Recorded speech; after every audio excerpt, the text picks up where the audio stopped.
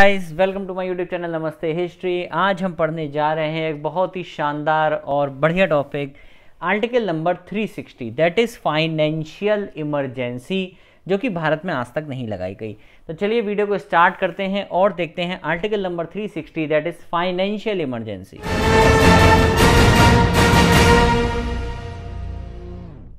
अब भाई देखो, फाइनेंशियल इमरजेंसी में क्या चीज़ याद रखनी। सबसे पहले इसका आर्टिकल नंबर क्या है, 360।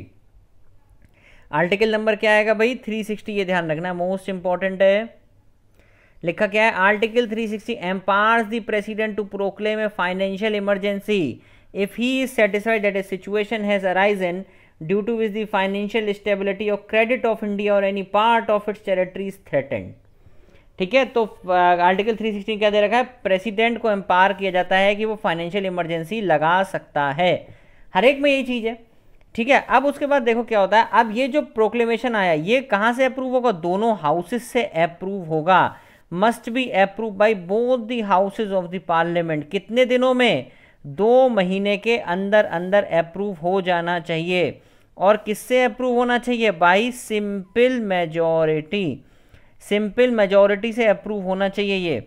और जब दोनों हाउसेस से अप्रूव हो जाएगा तो फाइनेंशियल इमरजेंसी इनडेफिनेटली जा सकती है। जैसे नेशनल इमरजेंसी जाती ना, ऐसे ही फाइनेंशियल इमरजेंसी भी क्या होती है, इनडेफिनेट टाइम के लिए आगे बढ़ाई जा सकती है।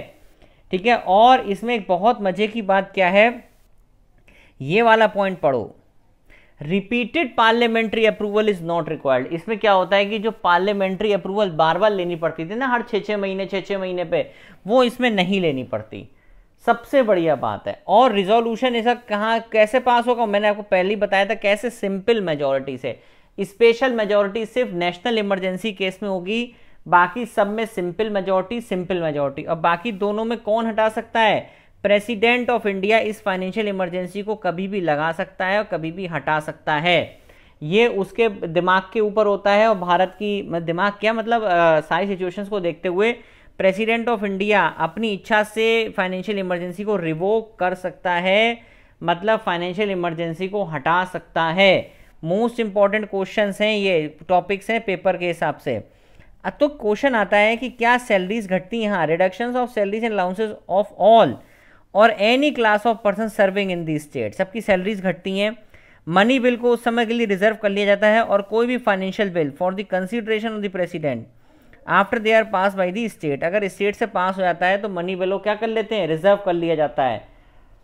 देखो, direction from the president for the reduction of salaries and allowances of all और एनी क्लास ऑफ पर्सन, सभी की सैलरीज घटती है, चाहे वो सुप्रीम कोर्ट, एक मिनट, चाहे वो आपके सुप्रीम कोर्ट के जज हो, सुप्रीम कोर्ट या फिर हाई कोर्ट के जज हो, कहीं का भी कोई भी जज हो, अगर सैलरीज घट जाती हैं फाइनेंशियल इमरजेंसी केस में क्वेश्चन आता है, क्या फाइनेंशियल इमरजेंसी सैलरी डिडक्ट होती है, हाँ भैया होती है।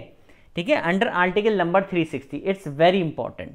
ठीक है, तो आई होप वीडियो आपको पसंद आई होगी। इसमें जस्ट सिंपल इंफॉर्मेशन थी फाइनेंशियल इमरजेंसी से रिलेटेड। ठीक है, okay, thank you very much.